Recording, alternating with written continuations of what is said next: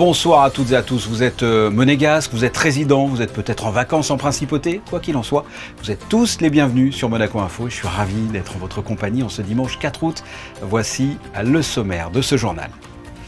L'AS Monaco FC vient de jouer son 5e match de préparation face au club italien Genoa. Les monégasques se sont inclinés 2-1. Le résumé dans ce journal. Le prince Albert II a célébré cette semaine les 100 ans de la médaille d'or de son grand-père, Jack Kelly, aux Jeux de Paris. Une cérémonie était organisée au stade nautique de Vaires-sur-Marne, nous y étions. À quoi ressemblera le parcours du prochain rallye Monte-Carlo? Quelles seront les nouveautés et les secteurs déterminants de cette 93e édition? Réponse avec notre consultant Franck Phillips.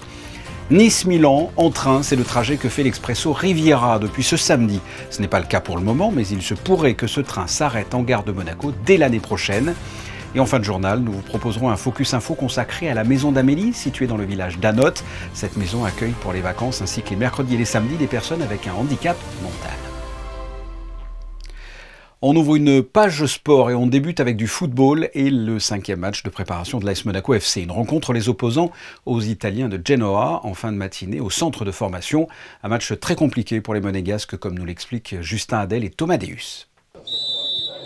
Dès le coup d'envoi, Monaco met de l'intensité. Les Italiens sont présents avec une défense de qualité. Pourtant, les Monégasques se laissent surprendre à la 16e minute de jeu avec une tête de Junior Messias. Mal engagée, la rencontre reste plus ou moins tendue. Les deux équipes livrent des contre-attaques, mais à la finition, le résultat est différent. La possession est légèrement en faveur des Monégasques, sans pour autant les aider à ouvrir le score. À la mi-temps, les joueurs d'Alberto Gilardino sont devant et ils vont même enfoncer le clou 15 minutes après leur retour des vestiaires. Les Monégasques ne parviennent pas à trouver la brèche. Menés 2-0, la solution n'arrive pas, sauf à la fin du match où le jeune Ileni Kena ouvre le compteur. Pour lui, c'est 2 buts en 2 matchs joués avec la SMFC. Les Italiens s'imposent sur la pelouse du centre de formation. Score final, 2-1. Today, the first 15-20 minutes is our style of football. What we did after it was tactically not go too far away from each other between the lines, player to player. There was too many distance, too much distance. But we have to do this in practice. We miss some players, yes, it's also right. Really good ones. At the end, last season we lost also against Genoa. But today I was not happy after 20 minutes, for sure not. Monaco ne rassure pas à 2 semaines du début du championnat, sans pour autant être inquiétant à l'approche de la nouvelle saison. Et pour rappel, la prochaine rencontre amicale se déroulera en Espagne face au Barça le 12 août prochain, avant le début du championnat le 17 août. Paris 1924, Paris 2024. Il y a tout juste 100 ans, Jack Kelly remportait avec son cousin la médaille d'or du 2 de couple en aviron, son 3e titre olympique. Une réception était organisée cette semaine en son honneur sur le site de Vaires-sur-Marne, en présence de son petit-fils qui n'est autre que le prince Albert II et de ses cousins américains. Le reportage d'Émilie Rousseau et Hugo Comassa. L'instant est symbolique. Son Altesse Sérénissime, le prince Albert II, remettant la médaille d'or au rameur roumain devenu champion olympique en 2 de couple. 100 ans auparavant, c'est son grand-père, John B. Kelly, surnommé Jack Kelly, qui montait sur la première marche du podium avec Paul Costello dans la même discipline, à une 30aine de kilomètres de là, à Argenteuil. C'était lors des Jeux de Paris 1924. John Kelly, c'était vraiment quelqu'un de... D'abord, c'était un athlète extraordinaire, mais c'était surtout quelqu'un qui avait, qui avait une belle vision de ce que devait être le monde, aussi grâce au sport. Et donc, j'étais vraiment très très heureux. Nous avons été très heureux de pouvoir lui rendre cet hommage aujourd'hui. La Fédération internationale des sociétés d'aviron a souhaité marquer cet anniversaire en organisant une réception au stade nautique de Vaires-sur-Marne, la même où se déroulent les épreuves olympiques. Un hommage a été rendu aux rameurs, à l'homme, à la légende qu'a été Jack Kelly, médaillé d'or à 3 reprises aux Jeux Olympiques. Quand on regarde sa biographie, on ne peut être qu'impressionné. Et puis nous, on est très fiers dans notre sport d'avoir une légende de ce calibre. Thomas Barr, président du Comité international olympique, s'est associé à cet hommage, mais surtout une partie de la famille Kelly, venue spécialement des États-Unis pour vivre ce moment aux côtés du prince.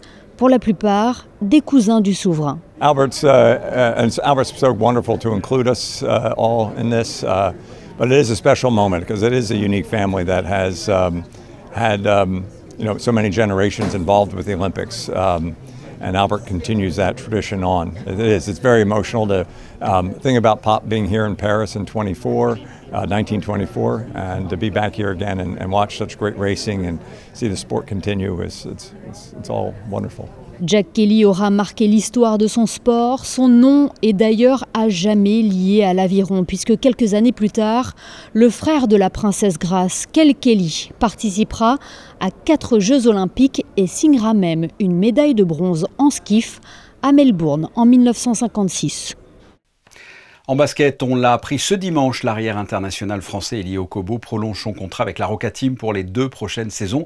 Elie Okobo est présent dans l'effectif monégasque depuis maintenant 2 ans. Il a été champion de France ces 3 dernières années. En cyclisme, le monégasque Victor Langelotti, qui était membre de l'équipe Burgos, vient de signer un contrat avec le groupe Ineos Grenadier jusqu'à la fin 2026. Pour rappel, il a participé entre autres au Tour d'Espagne il y a 2 ans et à l'issue de la 5e étape, Victor Langelotti s'est emparé du maillot du meilleur grimpeur. Il est devenu à cette occasion le premier monégasque à porter un maillot distinctif sur un grand tour. On connaît le parcours du prochain Rallye Monte-Carlo qui se tiendra du 23 au 26 janvier et qui, comme à l'accoutumée, ouvrira le championnat WRC. Pour en parler, Sébastien Borgna est avec un de nos spécialistes auto sur Monaco Info, Franck Phillips. Quel est le parcours et quelles sont les nouveautés de cette 93e édition? Voici leur entretien. Bonsoir à tous. Le comité d'organisation de l'Automobile Club de Monaco parle d'un tracé sélectif, exigeant, encore plus que les précédents. Qu'en pensez-vous ? Alors oui, effectivement, les 2 Robins du comité de l'Automobile Club de Monaco, c'est Robin Pugliese et Robin Olabourdette, qui sont en charge de faire le tracé, de découvrir des petits pièges qui n'ont pas été parcourus jusqu'à présent, nous ont concocté une belle première étape, à savoir que l'année dernière, nous avions 2 épreuves chronométrées et cette année, nous en avons 3 en hors d'œuvre de cette nouvelle édition. Quelles sont les autres grandes nouveautés par rapport à l'an dernier ? Alors on a 2 spéciales inédites qui n'ont jamais été parcourues à ce jour. Et puis on a un retour d'une très vieille légende du rallye de Monte-Carlo, qui est la Motte Chalençon Saint-Nazaire-le-Désert, qui n'a pas été courue depuis les années 90 et qui peut être le juge de paix parce qu'aujourd'hui, sur le parcours qui est pas encore finalisé à 1000%, on va dire, cette épreuve chronométrée va être très sélective, étant donné qu'on est plein nord pendant 27 km. Quelles seront les autres étapes, les autres secteurs importants, ceux qui pourraient faire la différence ?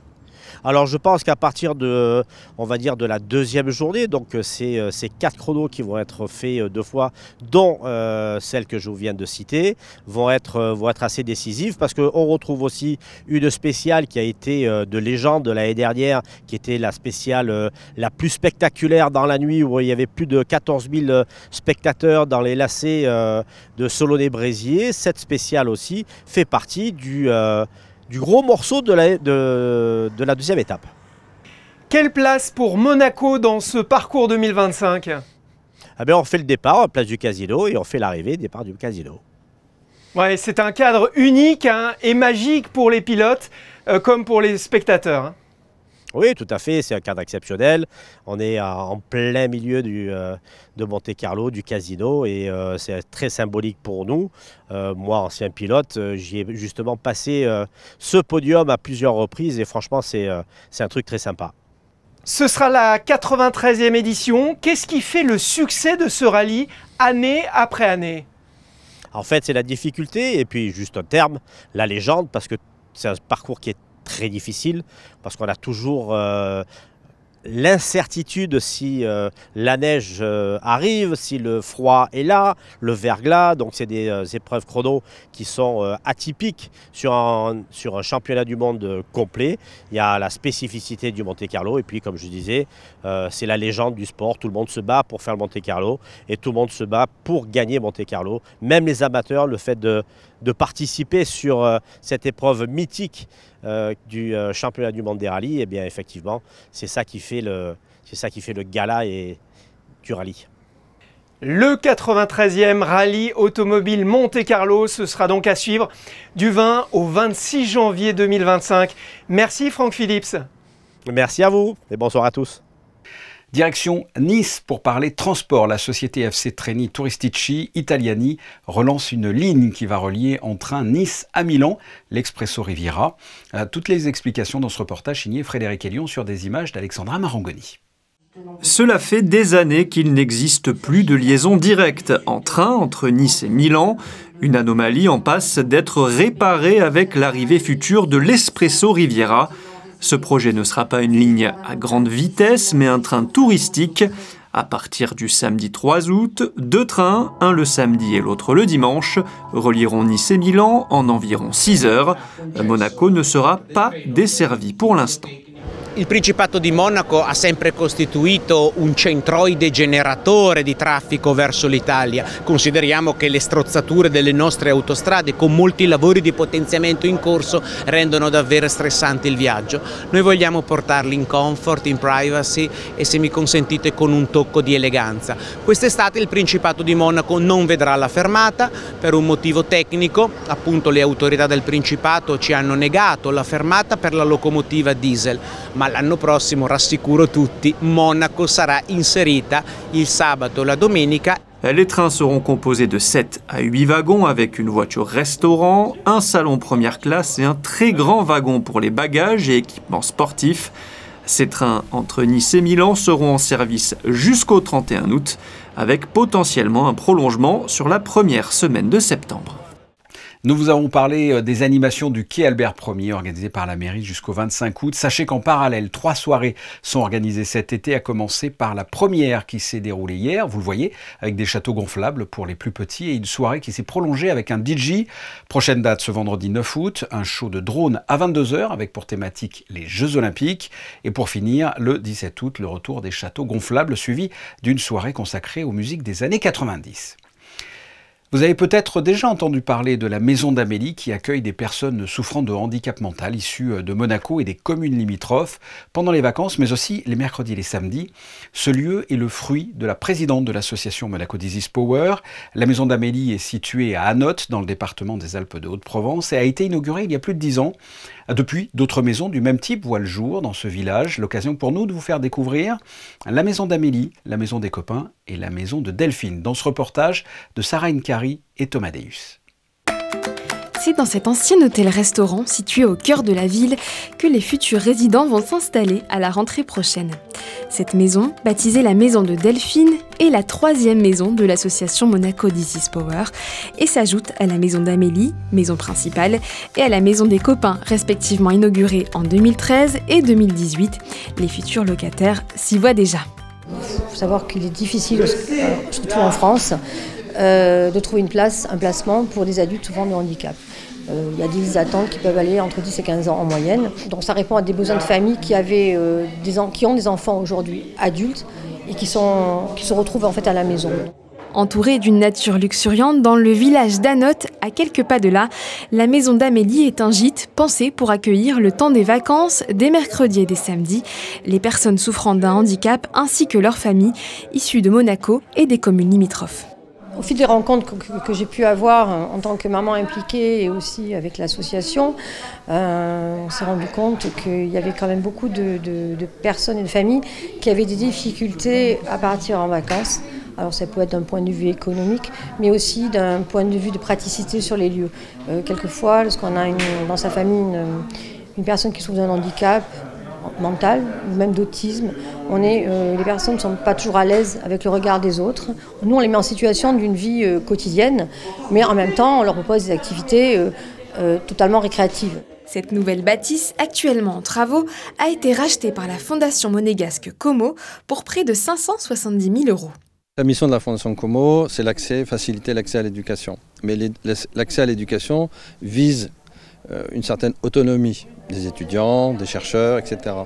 Et dans le cas présent, avec Monaco Disease Power, l'idée c'est de aussi rendre le plus autonome possible ces personnes en situation de handicap, à travers l'acquisition d'un bâtiment avec des appartements dans lesquels ils auront une vie un peu plus adaptée à leurs conditions. En attendant l'ouverture de ce 3e lieu de vie, composé de 8 chambres avec salle de bain privative, une cuisine, une salle à manger, un grand salon avec salle de jeu et prochainement un potager, les jeunes comme Julia profitent de leur été dans la maison d'Amélie, dans une ambiance familiale. J'ai fait beaucoup de choses. Je fais la piscine, les poules, on va chercher les œufs. Attends, on va leur donner de l'eau aussi. Tu surveilles qu'elles ne sortent pas. Hein. Oui. Une maison tout équipée, adaptée à leurs besoins et dans laquelle des éducateurs veillent sur eux, de jour comme de nuit. Ça c'est le lit de Lardine quand il dort ici et il est juste là, quand il est à côté, il nous regarde, il dit, et il arrive comme ça, il arrive devant notre chambre, il ouvre le volet pour dire, pouvez-vous lever, on va au petit déjeuner, il nous prépare le petit déjeuner, bien les tartines, le chocolat chaud, j'adore. Je nage dans un rêve. Un rêve éveillé alors qui n'est donc pas prêt de s'arrêter. T'as bien parlé, t'as bien dit et c'est que ça. Et ça nous fait plaisir. Oui. Franchement, comme ça, on va encore donner plus que ça. Ouais. Ok. On peut saluer le travail et le dévouement de Muriel Nathalie Laure, présidente de Monaco Disease Power, une association qui, je le rappelle, ne fonctionne qu'avec vos dons. Passons à la météo. Quel temps est prévu pour ce début de semaine, Justin ? Bonsoir Fabien, c'est avec un beau soleil et quelques passages nuageux que vous pourrez commencer ce début de semaine. Le tout avec des températures allant de 26 à 30 degrés et un ressenti de 35 à la mi-journée, même de 30 dans la nuit. Si vous souhaitez vous baigner, la température de l'eau, elle, devrait atteindre les 27 degrés. Demain, le soleil se lèvera à 6h22 et se couchera à 20h49. En ce lundi 5 août, nous fêterons Léa Belle et je terminerai ce bulletin météo par une requête liée aux fortes chaleurs. Même si l'alerte orange canicule est levée, il fait quand même très chaud. Prenez donc régulièrement des nouvelles de vos proches et de vos voisins. Buvez de l'eau, faites attention à vous et aux plus vulnérables face à ce climat. Car oui, en faisant ça, vous pouvez sans le savoir sauver une vie. Merci Justin pour la météo et ses conseils. Que s'est-il passé en principauté à la même période sur ces 5 dernières années, que ce soit les concerts dans la cour d'honneur du Palais, la Saint-Roman ou encore les activités du Passeport Culture? On se quitte avec le flashback de la semaine. Vous retrouverez dès demain 19h Patricia Navarro à la présentation pour une nouvelle édition. Je vous souhaite de passer une excellente soirée. À très bientôt. Au revoir.